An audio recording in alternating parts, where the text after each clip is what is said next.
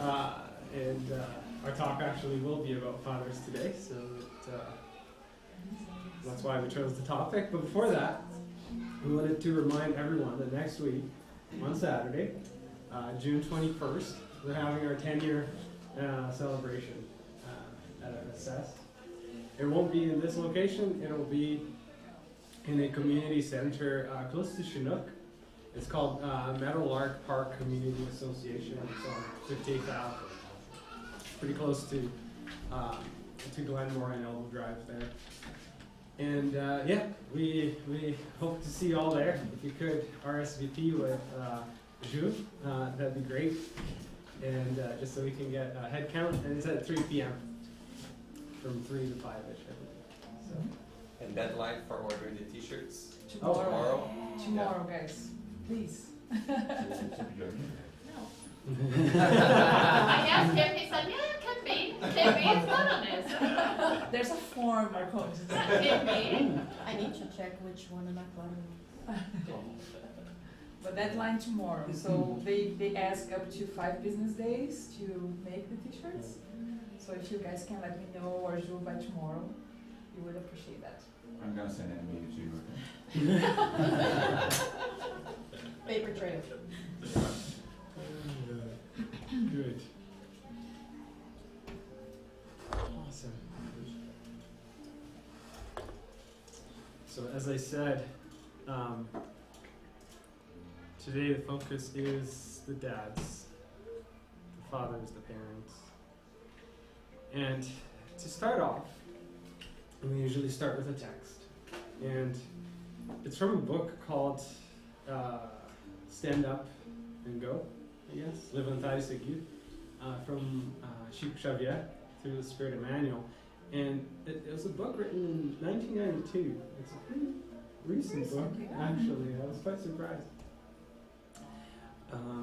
And there is a passage in this book that talks about Jesus' father, which is a figure that we don't talk about much, especially if you all the texts that are available from Shiku. It's mostly about the mother. There aren't that many about the father. So this one is about Joseph of Galilee, who was Jesus' father. And it's from a passage, it talks about a passage that we have in Matthew chapter 1, so the first chapter of Matthew, when Matthew talks about Joseph. And he says, but while he thought about these things, behold, an angel of the Lord appeared to him in a dream, saying, Joseph, son of David, do not be afraid to take to you Mary, your wife.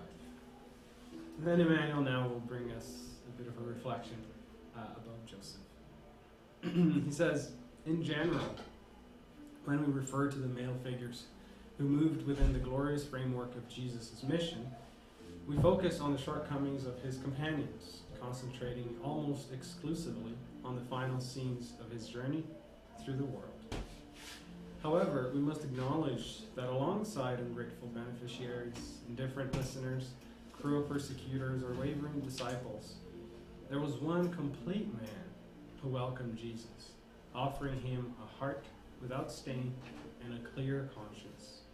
Joseph of Galilee was such a deeply spiritual man that his sublime figure eludes the limited analysis of those who cannot do without human materials for their definitions. Have you ever thought of Christianity without him, without Joseph? When we speak excessively of the failures of people, let us remember that there was a time when both Mary and Christ were entrusted by divine forces to a man. And yet, though honored by the visitation of an angel, he never boasted of such an exalted gift. Even in the face of the fascination Jesus exerted over scholars, he never abandoned his carpentry.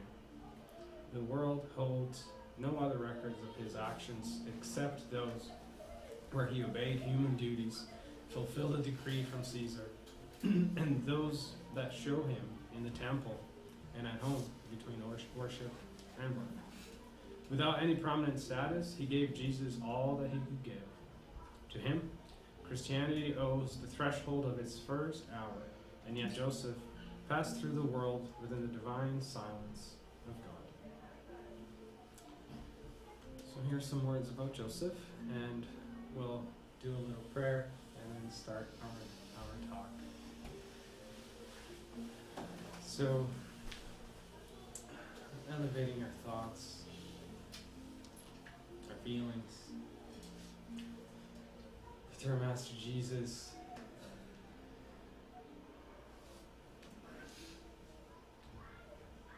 We ask you, Master, today to help us open our hearts as we open the gate to talk about our fathers. And we ask for your guidance to surround our hearts with love, with gratitude, as we bring this topic. We also ask that we may have reflections that can be practical and applicable to our own lives, to our own relationships. And in doing so, we hope that we can take a glimpse of how profound and how divine that relationship is, bringing us a little closer to the relationship with our Father, with our God, where we all come from. We also would like to thank you, Master, for the opportunity of all of us being here together in community. And may we join our hearts in thanking our Father for our lives.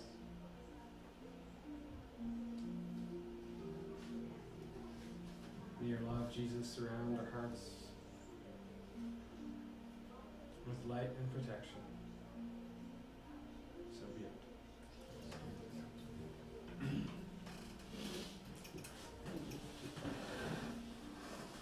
Okay. So this is, I wasn't really sure how to start the talk today, and our good friend from Brazil, called La Cordette, from Mato Grosso, from Cuiabá, he always says, if you don't know how to start a talk, start with Jesus, or end with Jesus. So let's start with him. And there's a passage in this book called Jesus in the Home, or Jesus no Lar. We have in English and in Portuguese available. And it's a really interesting book because it talks about the interactions that Jesus had that are not necessarily in the gospel. Particularly chapter 1, which is the one I'll bring. It's when Jesus is at the home of Peter, and they're having a conversation. Got Peter's family, some of the disciples, and then Jesus, and they're simply just having a conversation. And Jesus is talking about the importance of family, the importance of a home. And we talked about this a little bit last week as well. And Jesus reminds us that the domestic cradle, or the domestic berço doméstico, is the first school and the first temple of the soul. A man's house is the true exporter of character to common life. I quite enjoy that sentence that talks about how our family, our house, is the exporter of character. So it's there that's brewing, it's there that we'll find a lot of the teachings, and that will eventually export that character to humanity. So it really depends on that passage, that period in our lives that will eventually lead to a soul that will come to society and behave based on the learnings that were applied in our home. And then he goes on to say, the peace of the world begins under the roof that shelters us. If we do not learn to live in peace within four walls, how can we hope for harmony among nations? Right? So again, it's a reflection. How can we sometimes demand that nations find peace, find harmony if we can't even find harmony in those four little walls. So again, it's a reflection that whatever happens within our four walls is eventually what's going to happen with the world. Again, with that idea of exporting our character. And when we think about exporting our characters, we don't necessarily have to talk just about kids as we are tutoring kids, but also to us, thinking about us the parents, thinking about what are the things within our home, within our house, within our family that helps us be better people outside of our home. So what are the trials that we have within our home, such as patience, for example, right? All the things that we go through in our home, does that help with our patience so that we're more patient at work, so we're more patient at church and at our lives outside of our home? And think about courage. A lot of times kids can inspire courage in parents. Also talking about resignation, especially at that young age, where it requires a lot of resignation from the parents, right? That teaches, it develops the muscles of resignation in us so we can be more resigned outside our home. So all these fruits, all these benefits that we get from the work that's most of the time only exists in our home. So it is a blessing in disguise sometimes, but it just helps us see as a blessing, not in disguise, but a pretty permanent and visible blessing that it is to have a home. And we talked about Mother's Day about a month ago. We've already brought a lot of the questions from the Spirit's book regarding fatherhood and motherhood, so I won't bring the same, but there's a question 582 in the Spirit's book that already tells us that fatherhood and motherhood, or parenthood, is a mission. And here we're going to use this book, the third one here, The Gospel According to Spiritism, to talk a little bit more about the mission. And we'll focus the first half on talking about the duties of a parent, so being a father, and then halfway through it we'll switch and talk about being sons and daughters, just so we can kind of have both. And so there's a text, actually chapter 14 of the Gospel According to Spiritism talks about that passage from the Gospel that says honoring your father and mother. So that's one of the chapters of the Gospel According to Spiritism. And there's a passage, or a message, I guess, from St. Augustine, which is this one that we'll explore and digest. There are quite a few words to go through. But he says, "O Spiritist, understand now the great role of humanity. Understand that when you produce a body, the soul that incarnates in it comes from space to progress. Be aware of your duties and put all your love into bringing that soul closer to God. Such is the mission entrusted to you, and whose reward you will receive if you faithfully fulfill it." A few things for us to talk about here. And please, chime in, bring your comments, your questions, your ideas, your perceptions. Especially when we talk about, it being a mission, your parenthood being a mission.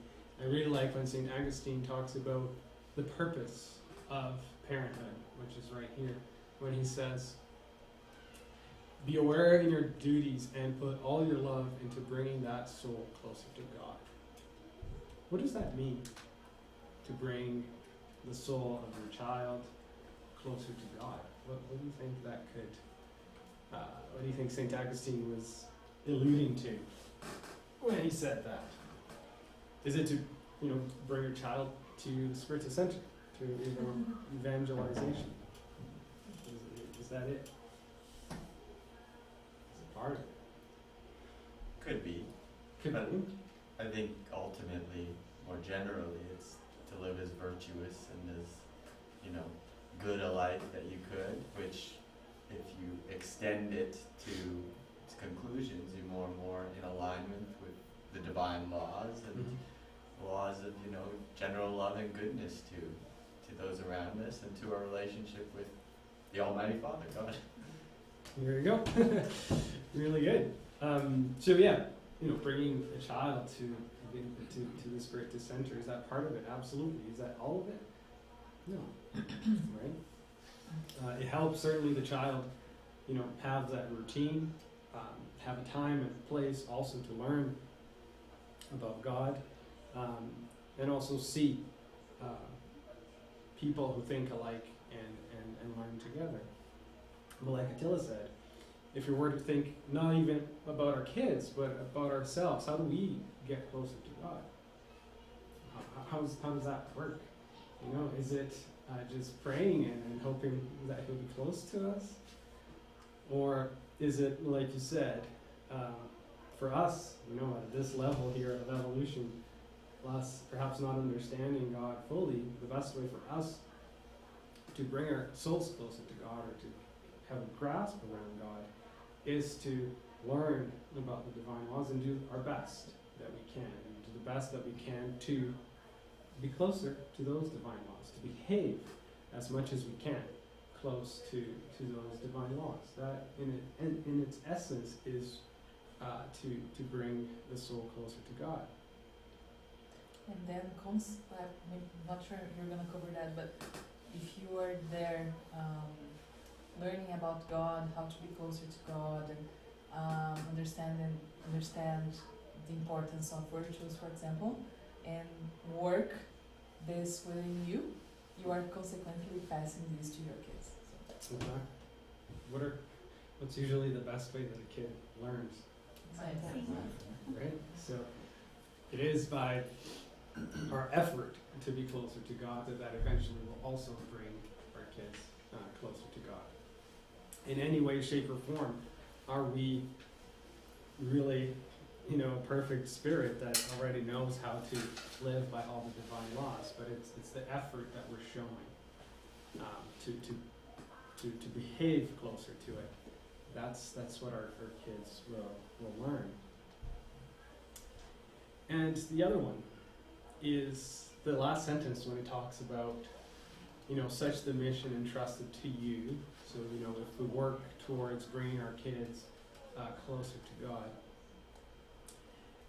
if we do that, then they say the reward you will receive if you faithfully fulfill it. So you'll receive a reward if we bring our kids closer to God. Now, question: do you think we have to, you know, raise our kids throughout the entire lives, and then only when we disincarnate, only when we pass on, that we'll receive a reward?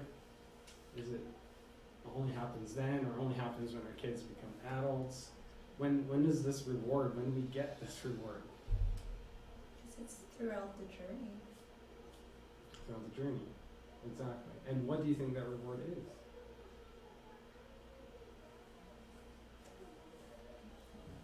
Maybe when you see that your kids are absorbing the values that you're trying to pass to them, or they're starting to act based on your own behavior.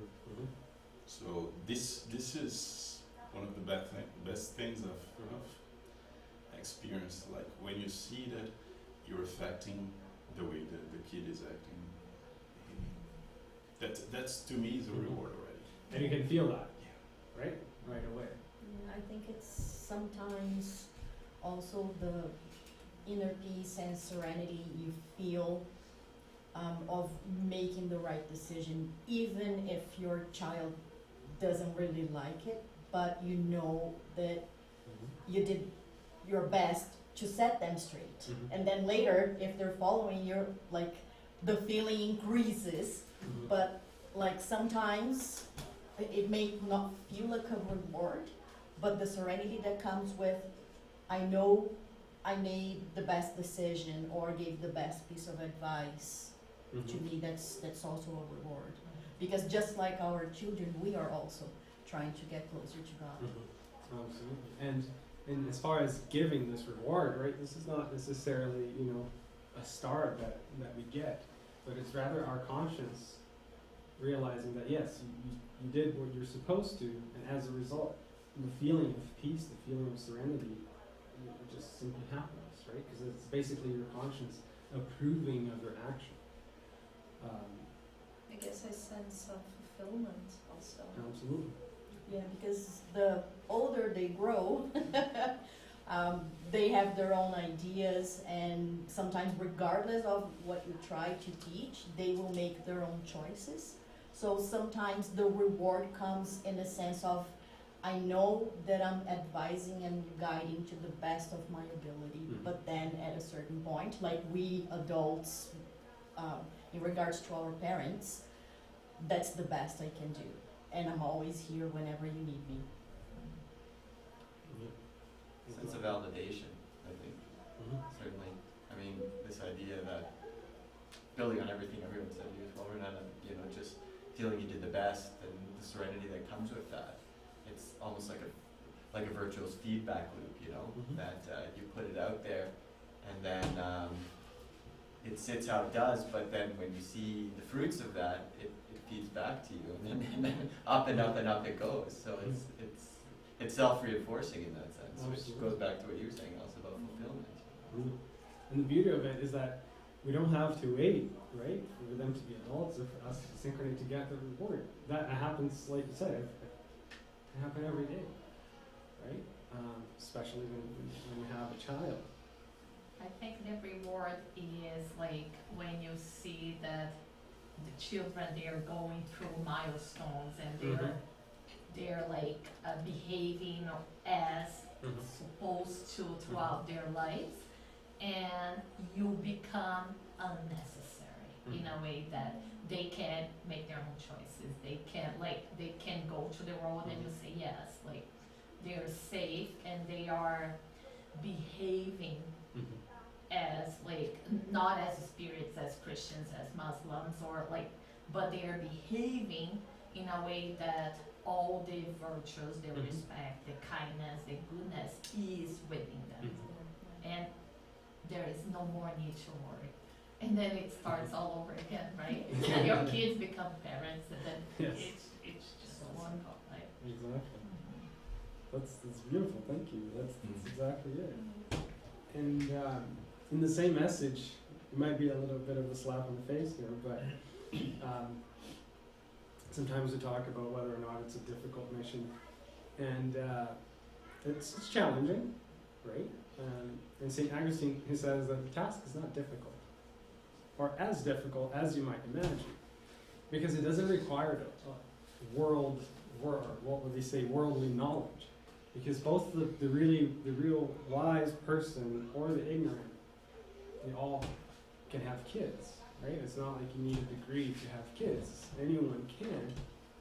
And so that's why, you know, it's not as difficult as some might imagine. When we talk about, you know, what do we do, is the purpose is to bring the soul closer to God, right? So anything that helps with that is what should be done. And then they say, as Spiritism comes to facilitate its execution by revealing the cause of the imperfections of the human heart. So this is where we start to get a little bit of comfort from Spiritism. Sometimes we have a kid that's really trialing, it's really challenging.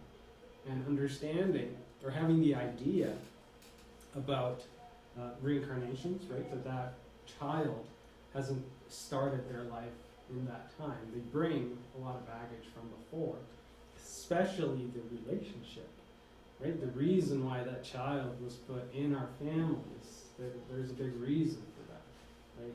Most likely, there was a previous relationship between the parent and that child. And, you know, we were brought in that family realm for us to get together and to, you know, through the love that bounds a family, to hopefully cure a little bit of our encounters from the past.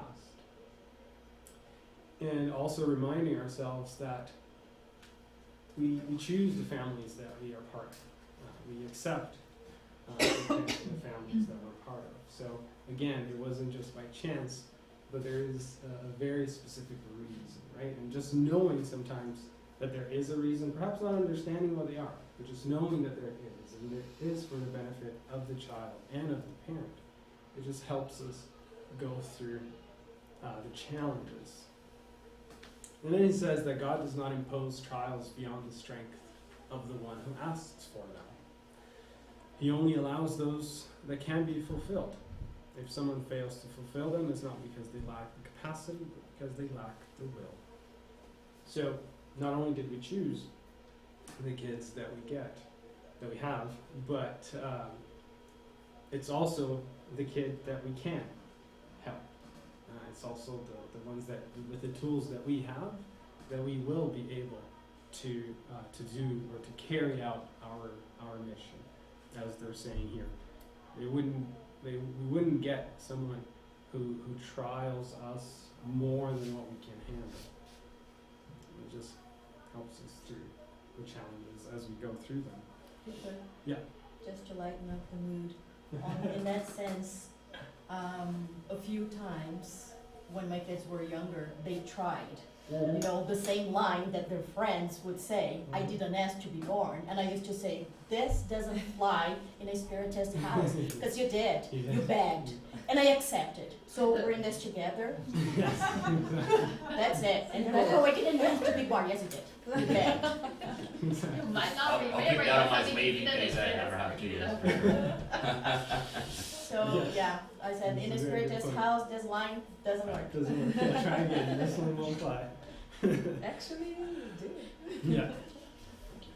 Exactly. And sometimes, as Joe and Renato were saying, sometimes it doesn't go as expected. You know, the parent might try everything, but the child simply does not develop to be that person that they hoped they would become, right? And St. Augustine brings us a reflection, an interesting one. It says, parents who have done everything for the moral advancement of their children and have not achieved the desired success have no reason to blame themselves and may keep their conscience at peace. He says that God reserves a great and immense consolation, and that is the certainty that this is only a delay, and that they will be granted the opportunity in another existence to complete the work, and that one day the ungrateful child will reward them with love. So, as a parent, right, if we're doing the best we can, and again, the child, let's say, doesn't take in all those lessons, all those teachings, we can rest assured, I guess that's a good word, that they will eventually, one day, reach that moral compass, or find that moral compass. And that if they go astray, it's simply a delay. It's not, it's all once, right? It's simply a delay. Eventually they'll come back. So one thing we can tell the kids is like, if you don't want that dynamics again, you better hurry up. Yes. So we don't need another life. Exactly. Yes, exactly. Right? It's just let's solve it. Yes. Let's solve it now. And actually Jesus, in the Sermon on the Mount, in Matthew, he says, you know, if you have a challenge right now, do your best to solve it now. You know, don't wait for later, because the challenge is not going to go away, right? It'll just come back again. So if you're facing the challenge now, resolve it now as best as you can. And what if it's the opposite? What if it's the father that quits? Yeah, we're going to talk exactly about that in the second half. Thank goodness. So I'll save that for then. And I think both those cases are still an invitation, right? It's almost especially when things go differently than you expect that you really have the chance, both on a parent side and a child side, to really kind of test where you are and reflect on what that brings out in you, right? Because if everything is great and you're experiencing the entire situation greatly when it's fine, but then when it kind of goes sideways, you know, that's when you might really start to see how you really feel underneath everything, right? And so usually those are oftentimes, again, on both sides of the relationship, the best opportunities to kind of reflect and then maybe change, because that's when we can really appreciate how we may really deep down connect with all of these sentiments. And if those sentiments are something that we don't particularly feel is best for us, then those are the opportunities to change them, which, if everything just went great all the time and everything worked out exactly, as I'm sure most parents would love, like, just fall into place, like you'd never ever have the experience to kind of reflect and connect with those parts of yourself. Yeah, absolutely. It's through the challenges that we make Can ourselves be stronger, hard, right? Yeah. It works like, well, all the time. Maybe you were misplaced, you're in a different class. You should have more challenges, Yeah. so you can overcome it. Yeah. Exactly. And then St. Augustine, he ends by bringing the reflection about that sometimes God allows less advanced spirits to incarnate among us, so they may receive guidance and good examples for the sake of their progress. Sometimes the spirits become a source of disturbance, but here lies the test, like you said. Welcome them as brothers and sisters, assist them, and later in the spirit world the family will rejoice for having saved those needed souls, who in turn may go on to save others. Right, so this is, I guess, part of also the reward, is when we realize that, if we have a spirit with disturbance and we're able to welcome them, to raise them, and then you see them improve and then start to do good for others, that must be an amazing reward to feel, right? To see that your seeds are reaping, right, in others. So, yeah, I think parenthood is certainly what we'll see. Jonah Gengel talks about this, how it's the parenthood is an example of our divine relationship with our parents a lot on earth, something that we can relate to. And now, there is a book, and I don't have it here, because I just found out about this book, but it's called Moral Laws of Life, and it's by Givaldo Franco, through the spirit of Jonah Gengel. And it's a beautiful book, because it takes the divine laws and it brings a lot of reflections about each one of them.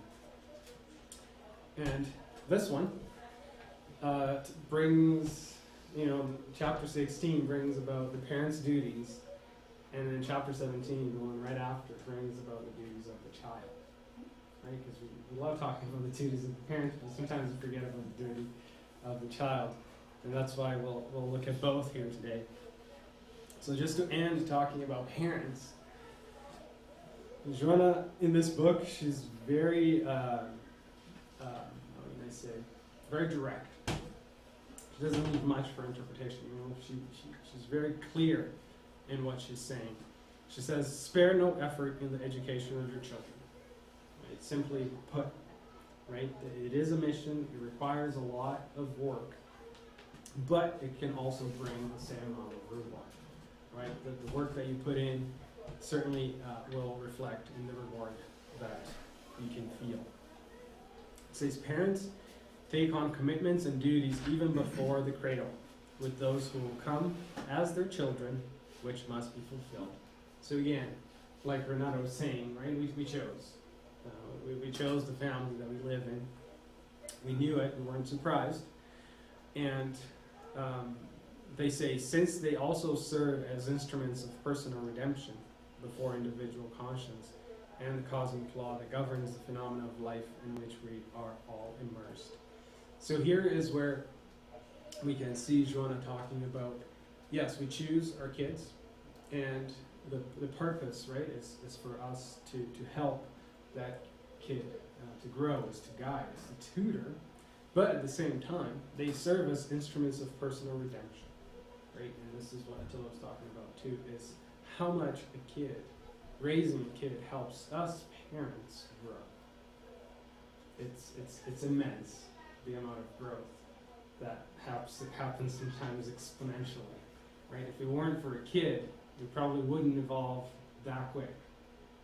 But you know, that's how, I guess, beautiful a family can be, is that those challenges, they really put you to a test, and you can, it's usually, because with families we're enveloped by love.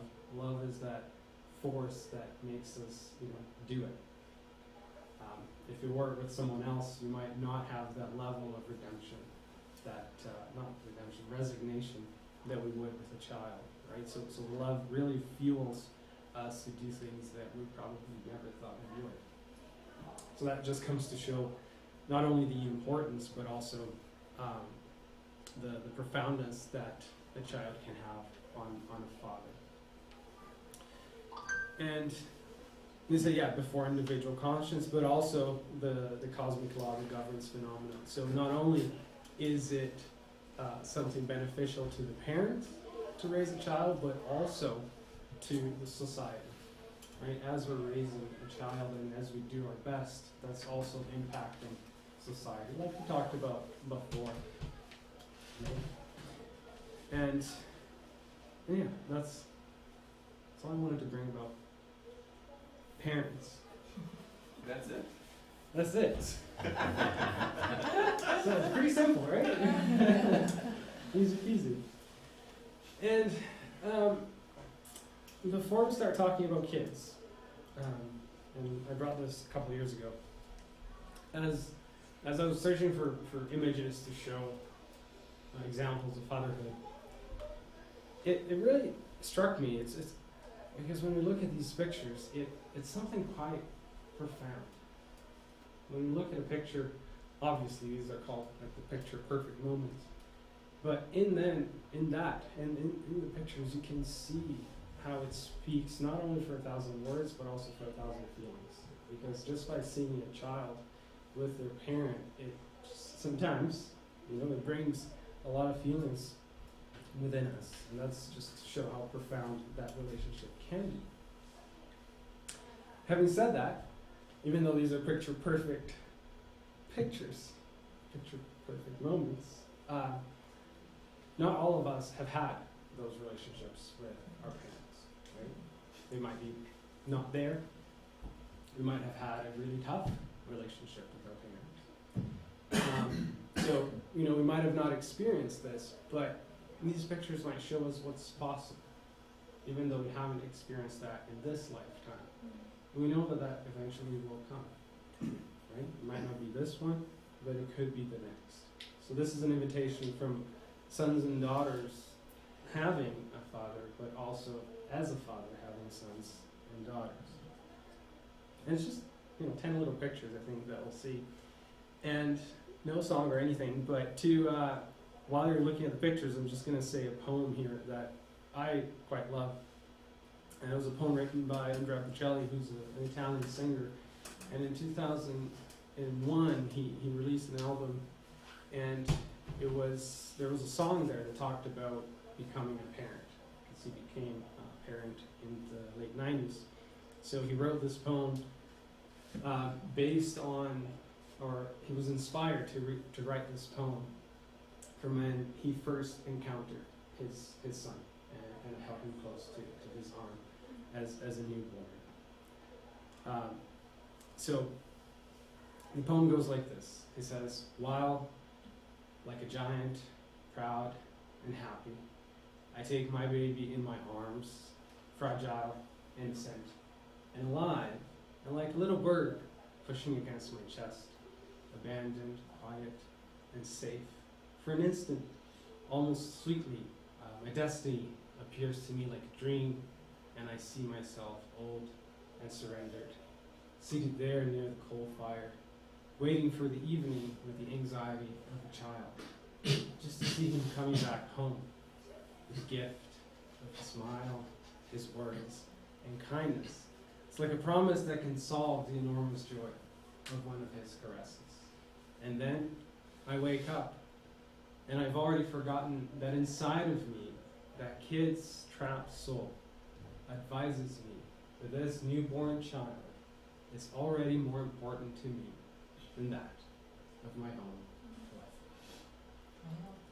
life. And it is something that, it's quite emotional. It can be quite emotional because, again, it's a relationship that is so profound, right? It's so intrinsic in us because we all come from a father, right? We might not be parents, but we know that we all come from them.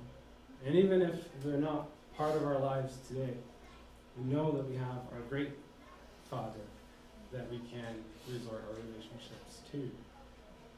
So, And yeah. while you're saying the poem, I can't forget that he doesn't have his eyesight, right? Yeah. So bringing a child to the world and not being able to see, to see, it's all, That's true. it's all here, right? It's all the really feelings. hard. Yeah. Yeah.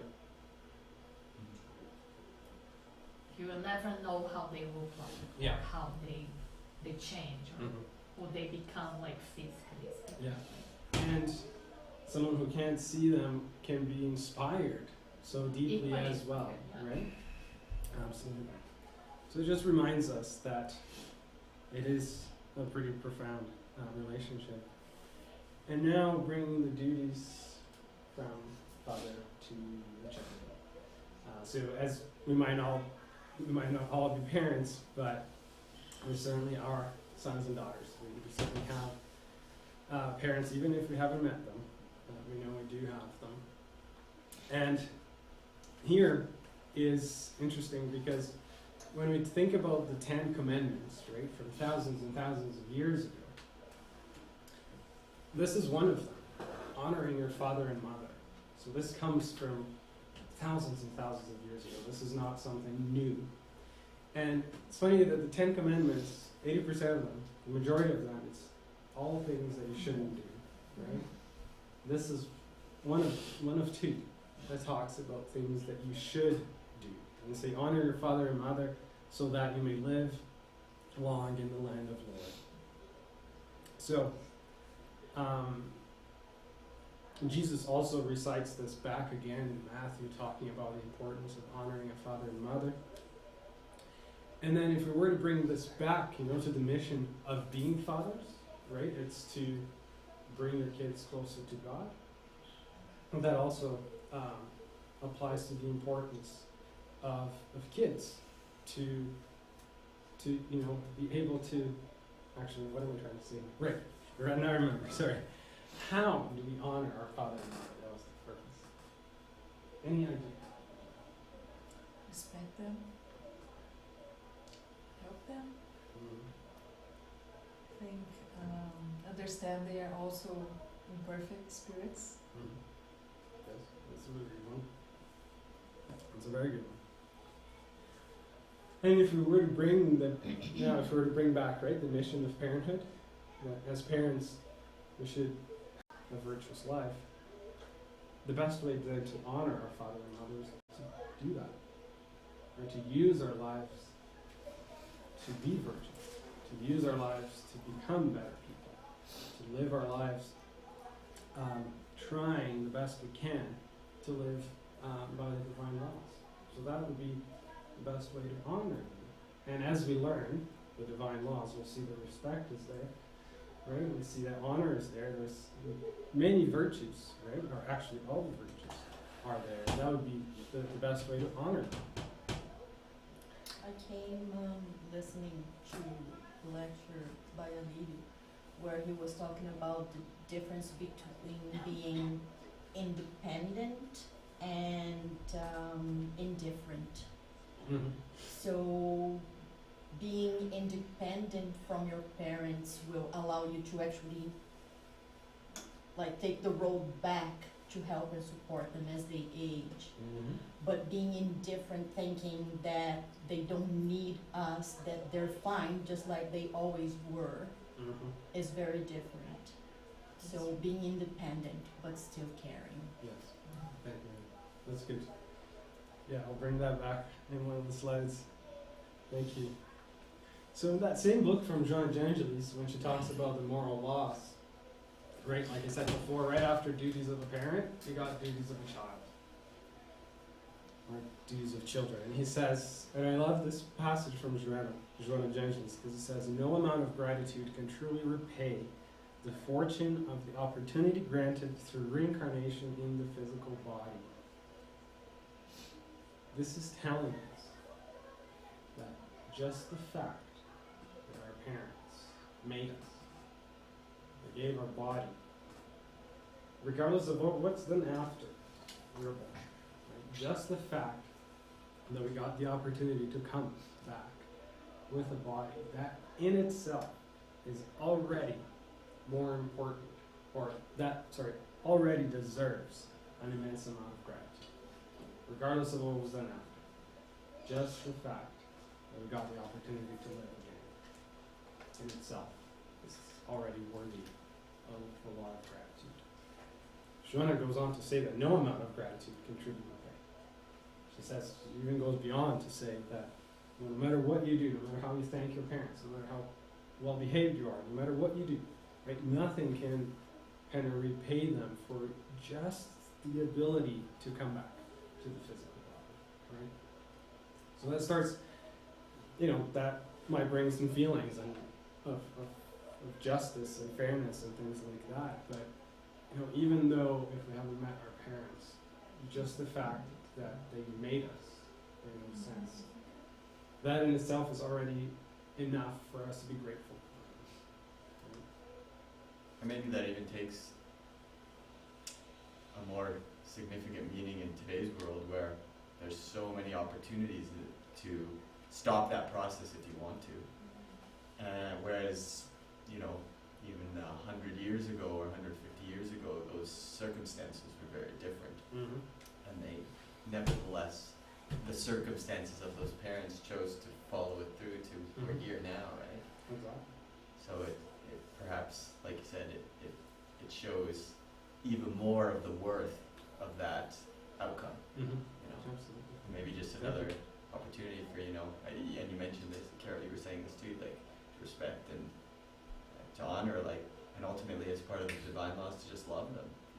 How many times is it, everybody says they love their parents, of course, but really love in here, love them, and even just love them for the fact that we're here because of them. Because of them, exactly. It's because they accepted, we begged to be here, and they accepted. They agree. Right? It was because of them. So it says continuous affection and respect will still fall short of being a worthy offering for the love and care received even before the cradle. Right? So even before the cradle, meaning even before we're born, right? Everything that our parents had to do to plan and to accept us is already worthy of our affection and our respect. It says delicacy and affection will not match the greatness of the gestures of sacrifice and prolonged selflessness received. As kids, I guess we only learn when we become parents, but as kids we have no idea the level of sacrifice, the level of resignation that a parent has to go through. So we probably will never be able to match that, as they say, right? Whatever level of delicacy and affection will not match the greatness of gestures that comes from the sacrifice of parents. So hence, should we honor our parent or mother, right? This is just Jean Jesuit is bringing us over and over and over again the importance of honoring as kids our parents. And this is what, at least what I mentioned, what I was going to bring. Joanna also talks about trialing parents, right? When we have trialing parents. And she says, there are parents who only procreate, fleeing their responsibilities, right? So they leave. They can leave as physical body, right? Not being there with us, but they can also be absent parents, even being there, right? And so she's saying they're parents that only procreate. However, it is not the children's role to judge them harshly, as they may lack the necessary clarity and righteousness to do so. So again, seeing our parents as immortal spirits, right? As people that are not perfect, and can lack the clarity and the righteousness to help their children in their evolution. And this is striking when she says, ingratitude from children towards their parents is one of the gravest errors a spirit can make on its journey of ascension. So that ingratitude that we have, right?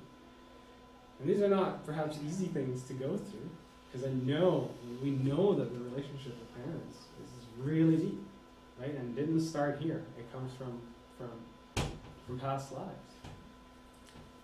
But it's just to, bring that to our reflection, to start thinking about the importance of honoring a father and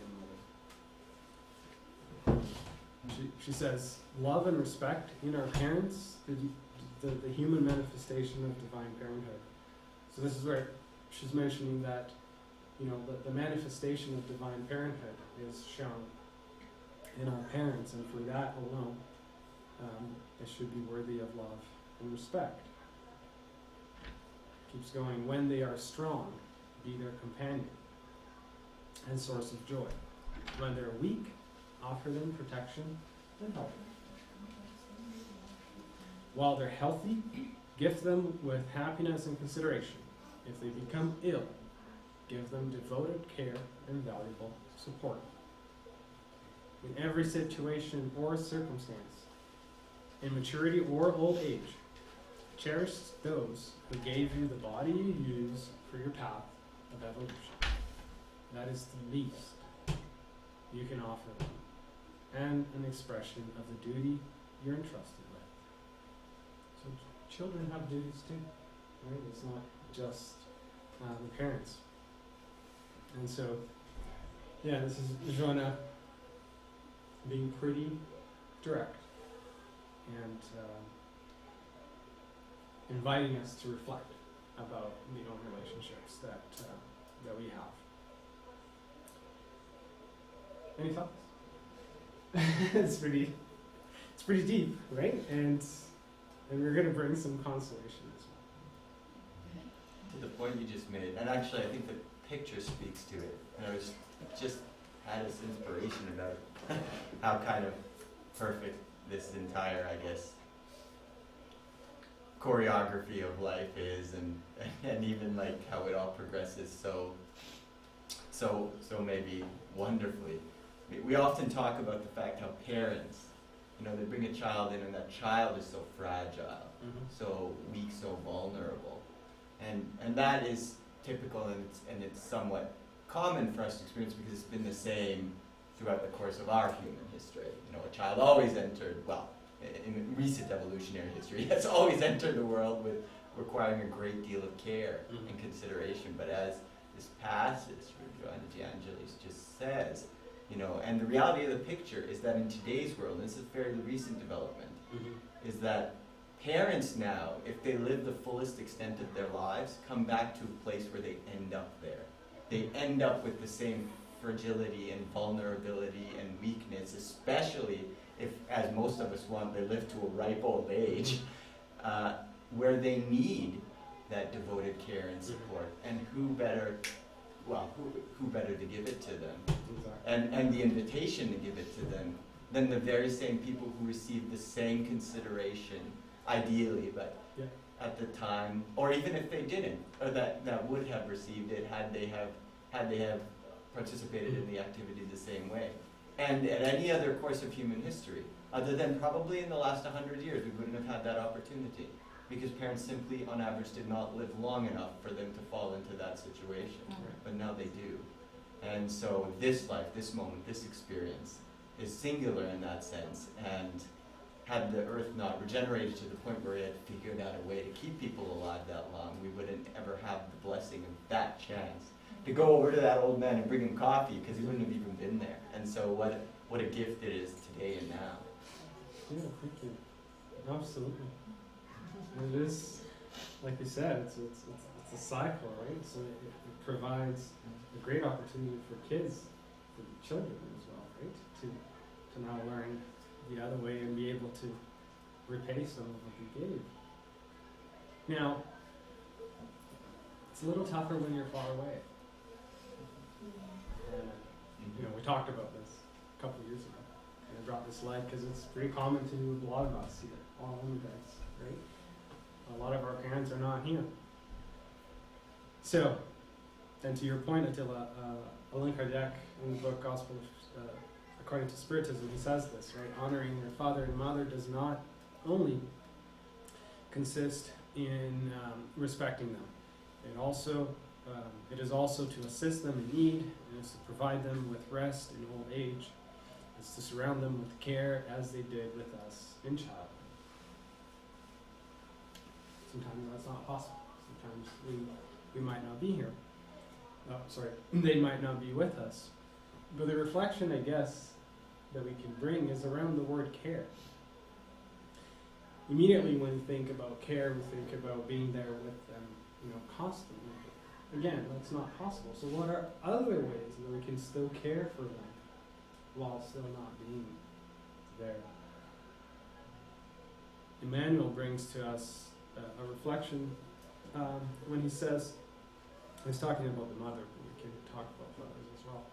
He says, if human reasons distance the parents from you today, let it happen only on the surface of circumstances. So let the distance be only physical, by location, never in the realms of the soul. So we can always keep our parents really close to here. Because through the hidden threads of thought, you will feel their arms sustaining your hopes and blessing your honors. And we can do the same. And we can also care for them by not being there necessarily. And yeah. And I guess with that, sometimes we think, oh, we have to be 100% close to our parents. And sometimes our parents, if they see we are unhappy, that's not what they want too. They want us to be happy. So even for us who live abroad, they're like, but if you are happy, my parents said that to me, if you are happy, that's what matters. And this doesn't mean that we're not caring for them. And care is a very good word because, and this is what they told me, they're like, if you're happy, I'm happy. It doesn't like I'm following my life, you're following yours. And this doesn't mean that we're being disrespecting them. It's like it's like you said, we are closer to our hearts, even if we're geographically in different countries in this case. Absolutely. I think it does circle back to the Mother's Day lecture. And the Mother Teresa Yes. poem, being a mom or being a parent is allowing your children to dream their dreams and to fly their flights. So if that's what they are doing, it's a small world after all, right? So as your mom told you, as long as you're happy, you're dreaming, you're kind of walking your path, and you're fine with that. Yeah. My mom once told me one thing that I found very enlightening. She said it's through the kids that we feel the fulfillment, the joy, through their success or their lives. And that made me realize, well, so it's not just about me. When I take the right decisions, when I'm going through success, it's also for them. And that's the way to honor them, right? Yeah. Because we know that the reward, they'll feel it. Yeah, like they planted the seeds and it's up to us to make it grow.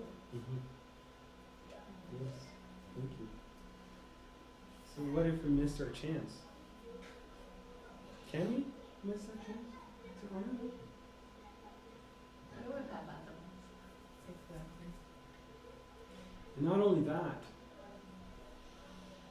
even though they have passed on and we have disincarnated, they're still there. All the love that we have for them, they still feel it.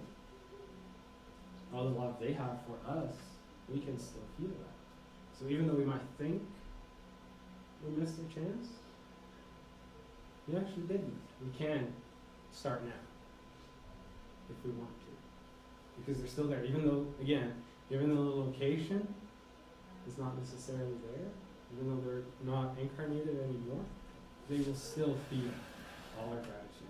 They still will feel all our prayers. They'll still feel the reward from our behaviors, right? So it's not because they've passed on that if we do something right, right? They'll still feel, they'll still be reaping that from what they planted. So we can never miss a chance. Doesn't mean that we have to delay. It's just as an invitation for us that we can start now if we haven't.